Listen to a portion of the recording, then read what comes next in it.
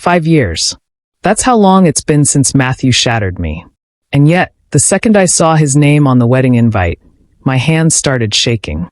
The envelope had been sitting on my kitchen counter for 3 days, taunting me like some sort of emotional landmine. I knew who it was from. Jordan's handwriting hadn't changed since college, but I hadn't expected it to twist something in my chest when I finally tore it open. Hit that like button if you've ever had the past show up uninvited. Drop a comment if someone's name still makes your heart skip. And don't forget to subscribe for more love stories that leave a mark. Now back to my story. It was a wedding in Vermont.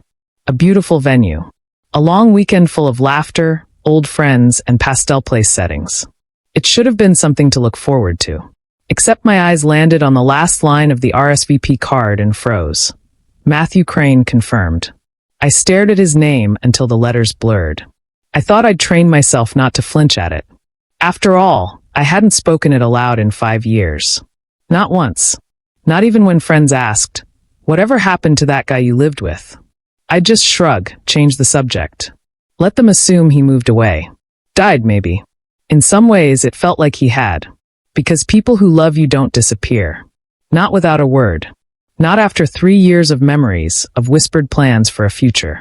Of Sunday mornings tangled in sheets, of soup on sick days, of meeting parents and arguing about throw pillows and what color to paint the kitchen. People like that don't leave you waking up one day to find half the closet empty and a note that said I'm sorry in the place where a person should be. I sat down on the edge of the bed, the invite still in my hand. The world outside my apartment buzzed with Friday life, horns blaring, footsteps tapping across the floor above me. But all I could hear was the echo of Matthew's voice in my memory. The one that used to say, "I'm never going anywhere." Liar. I pressed the RSVP card to my knee, trying to gather my breath. There was still time to say no. I could text Jordan and make up some excuse about work or the flu or needing to dog sit for a neighbor who didn't even exist. I could avoid the whole thing. Avoid him. But I didn't. Instead, I walked to the closet and pulled out the old duffel I hadn't used in years. I threw in a few shirts, a dress jacket, a pair of shoes that still had scuff marks from our last anniversary dinner. God, why had I kept those? I told myself this was closure. Just a weekend. Just old friends. Just him. But the truth sat heavy in my gut as I packed. I wasn't over Matthew. Not the way I said I was. Not the way I wanted to be. I'd dated since him. God knows I'd tried. But no one ever stuck. Every first date felt like a pale imitation of something I'd already lost.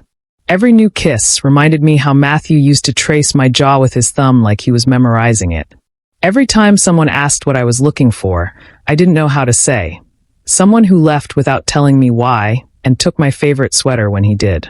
I zipped the bag shut. The sound was louder than it should have been, like a promise I couldn't undo. Maybe this wedding would give me answers. Maybe it would just reopen wounds I'd spent 5 years sewing shut. But one thing was clear. I was going. And I was going to see Matthew again. He wore the same damn smile he did the night he kissed me in the rain.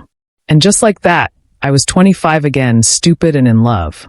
The garden twinkled under a web of fairy lights, soft jazz playing from somewhere just out of sight. Everyone looked beautiful. Rosy cheeks from the wine, linen suits catching the golden hour just right, clinking glasses and easy laughter floating into the sky. It was the kind of night designed to feel perfect. And then I saw him. He was standing under the wisteria arch, exactly where the path curved near the fountain.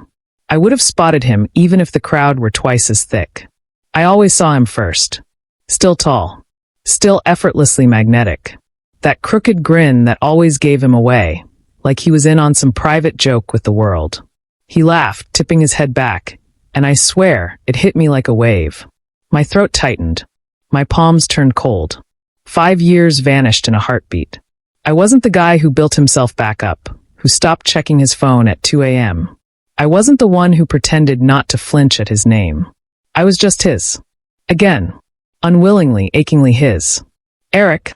Jordan's voice broke through the fog. I blinked. Yeah. You okay?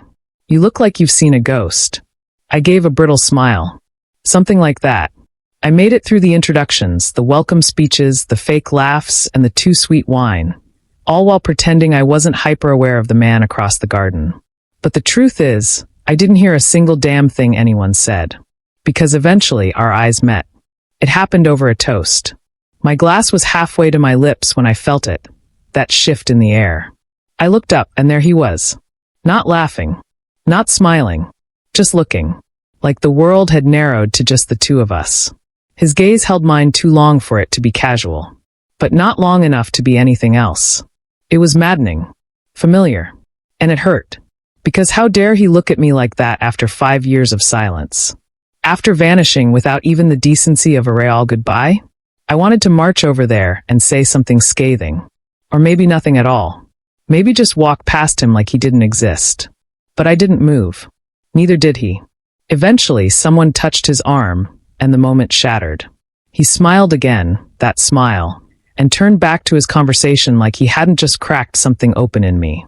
I took a deep breath and stepped out onto the gravel path, away from the party, away from the lights. The stars were out. The wind smelled like lavender and old regrets. And I realized something. I wasn't ready for this weekend. I wasn't ready for him. And worst of all, I still wanted answers. It's easy to miss someone when you're the one who left. But what about the one who stayed waiting? He caught me by the bar. I'd been doing a fantastic job of avoiding him, mingling with out-of-town guests, pretending I was deeply interested in cake flavors and centerpiece arrangements. But fate, like always, has a twisted sense of humor. I turned around, and there he was. "Hey," he said, like it was just another Thursday. Like we'd spoken yesterday. "Hey," I echoed, my voice flatter than I intended. Up close, Matthew looked older in a good way. Softer around the eyes, sharper in the jaw. His hair was shorter than I remembered, flecked with silver near the temples. But he still wore that same leather watch I bought him on his 30th birthday. The one he said made him feel grown. "How've you been?" he asked. I sipped my drink. "Fine." He nodded slowly, as if translating my monosyllables into something more meaningful. "You look good, Eric." God, that name in his mouth still did things to me. I hated it. "Cut the small talk, Matt. Just say what you came to say." He ran a hand through his hair, something he used to do when nervous. "I don't know where to start." "Try the part where you disappeared. That usually grabs attention." His face fell slightly. "I deserve that." I raised an eyebrow. "You think?" A beat of silence. The air between us was tight, electric, filled with all the things we never said. Then he dropped it. "I've missed you." The words were soft, quiet, but they sliced through me like a blade. I froze. My jaw clenched. It wasn't the kind of thing you say in passing. Not after 5 years. Not after ghosting someone you claim to love. "You missed me?" I said, laughing once, sharp and hollow.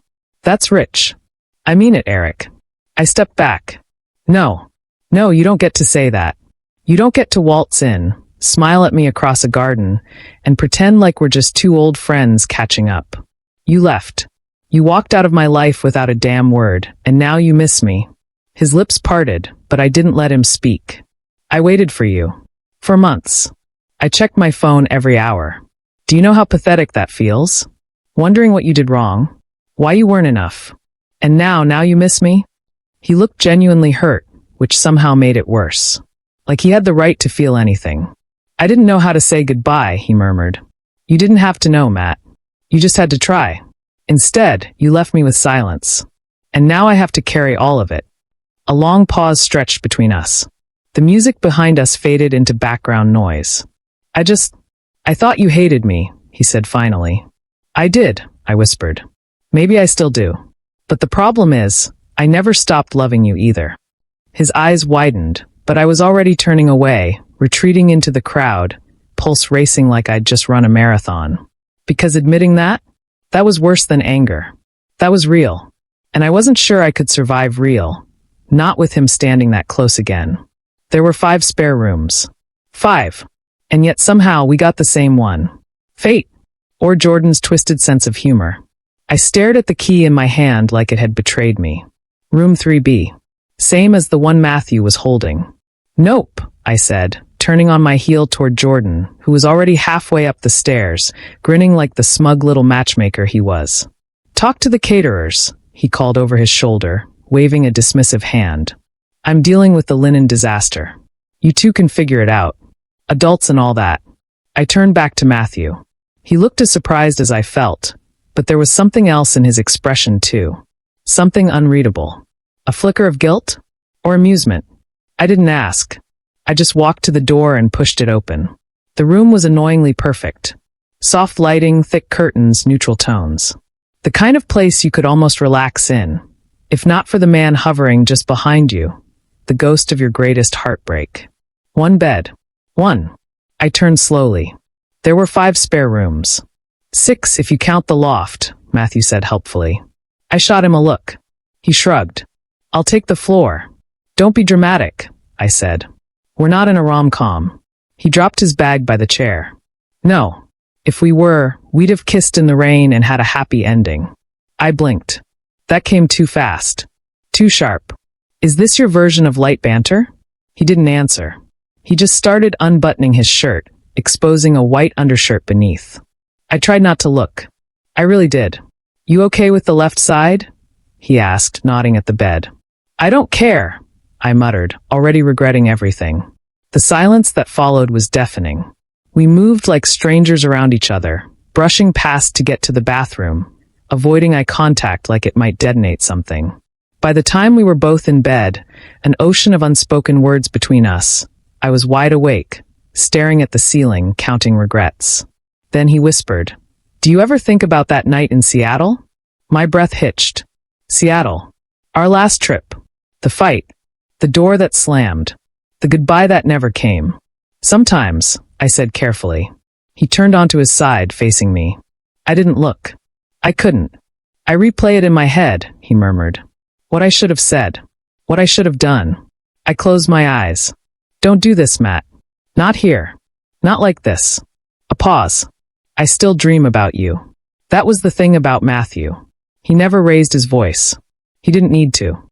His quiet was louder than most people's screams. I turned toward him, finally. Our faces were inches apart. I didn't sign up for this, I said. Neither did I.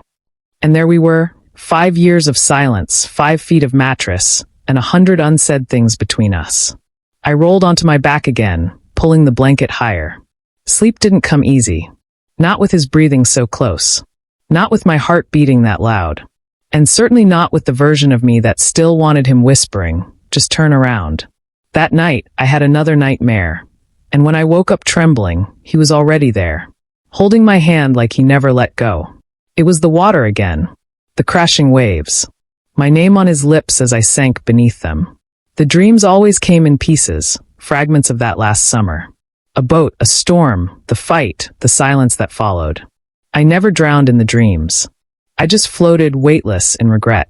I must have cried out, because the next thing I knew, I was sitting up in bed, gasping, chest heaving. The sheets clung to me like vines. I couldn't breathe.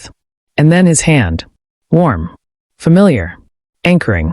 Eric, he whispered. It's okay. You're safe. I wanted to recoil. To pretend I didn't need him. But I couldn't. His touch didn't just ground me. It undid me. I'm fine. I lied, my voice barely audible. He didn't let go. Nightmare? I nodded. I still get them too, he said quietly. We sat like that for a long time. The clock glowed 3:17 a.m. Rain tapped against the window. His fingers threaded through mine like it was the most natural thing in the world. And maybe once it had been. I didn't look at him. I was too afraid of what he'd see on my face, fear, vulnerability, longing. I hate that I still feel safe with you, I said, voice shaking. After everything. I hate that I ever made you feel unsafe, he replied, eyes fixed on the dark ceiling. Silence again. He didn't ask what the dream was about. He didn't offer some grand apology. He didn't even say he missed me this time. He just held my hand. And that, God, it was worse than any speech. Because it reminded me of how he used to be. How he used to crawl into bed with me after a long shift, smell like coffee and wind, and wrap himself around me like armor. How back then, I believed love like that could never end. I should hate you, I whispered. I did. For years. His thumb brushed gently across my knuckles. I hated me too. That broke something in me. Not loudly. Just a small, quiet crack. I didn't cry. I didn't speak. I just leaned back down, hands still in his, and stared at the ceiling until my breath returned to normal. He didn't let go until the sun started to rise. And that day, I summoned courage to ask him why he left me for years. 5 years, and I never knew why. I imagined 100 reasons. I never imagined the truth. It was just after breakfast. The others had gone off to the winery tour, leaving the estate quieter than it had been all weekend. Matthew was standing at the kitchen sink, rinsing his coffee cup like it was any other Saturday morning. I couldn't take it anymore. Why did you leave? The question came out too sharp, too sudden. He froze, water still running. I deserve to know, I added. 5 years, Matthew. I never even got a goodbye. He turned off the tap but didn't turn around. His shoulders stiffened. I could see his fingers curl around the edge of the counter.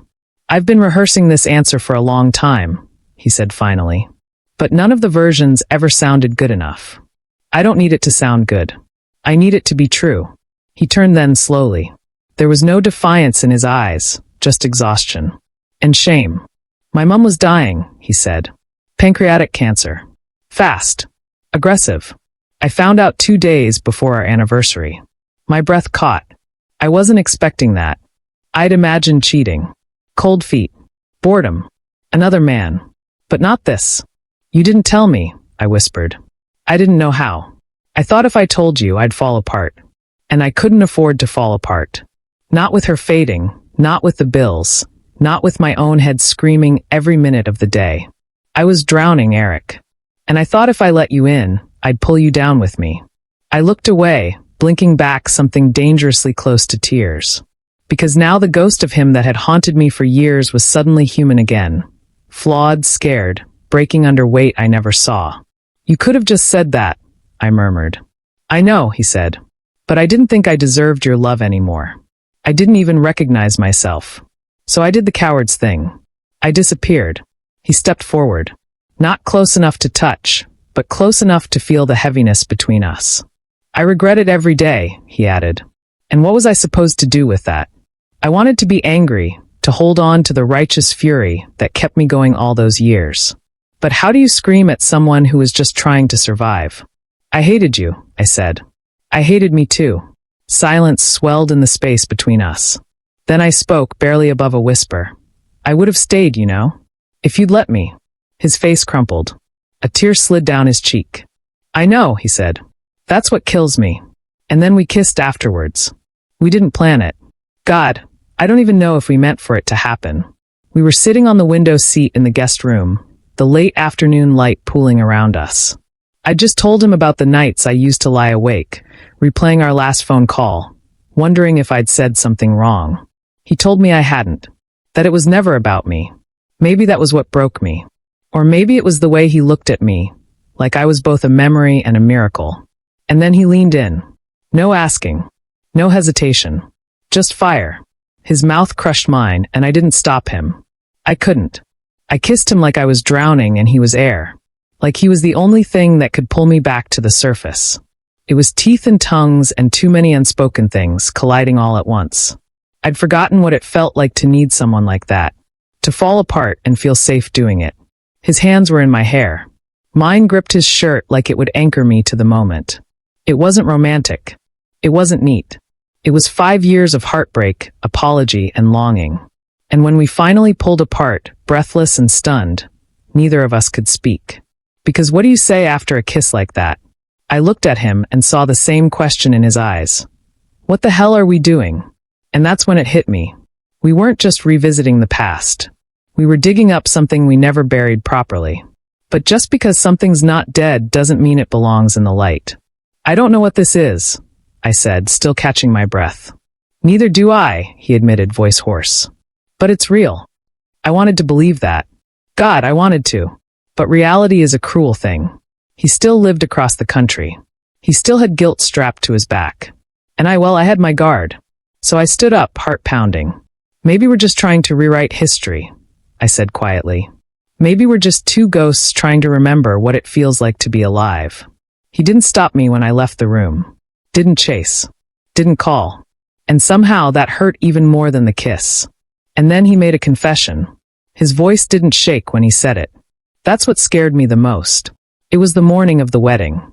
The estate was buzzing, caterers setting up in the garden, someone yelling about flowers, laughter echoing down the hallways. But in our little corner of the world, everything was still. I found Matthew on the porch, coffee in hand, barefoot, staring out over the lawn like it held all the answers he'd never had the courage to ask for. I almost didn't say anything, almost turned and walked away. But then he looked at me and I saw it. The quiet ache in his eyes, the same one I'd carried for 5 long years. "I should have told you everything back then," he said. No preamble. No defense. I didn't respond. I couldn't. My throat was already tight. He set the mug down carefully and stepped closer. "I tried to forget you. I really did. I even convinced myself I had." He laughed softly, bitterly. "But every guy after you? They felt like cheap rewrites. Like someone was trying to copy a masterpiece in crayon." I hated how much I wanted to hear it. Hated how every word landed in my chest and settled there like something permanent. "I never stopped loving you," he said. And it wasn't dramatic. It wasn't a plea. It was calm, steady, certain. And that terrified me more than anything else. Because there was no hesitation in his voice.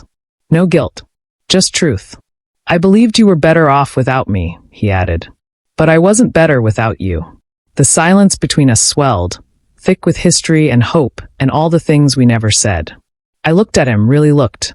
He wasn't the boy I fell for in college. He was something heavier now. More broken. But also more real. "I want to believe you," I whispered. His eyes searched mine. "Then do. But love isn't a switch.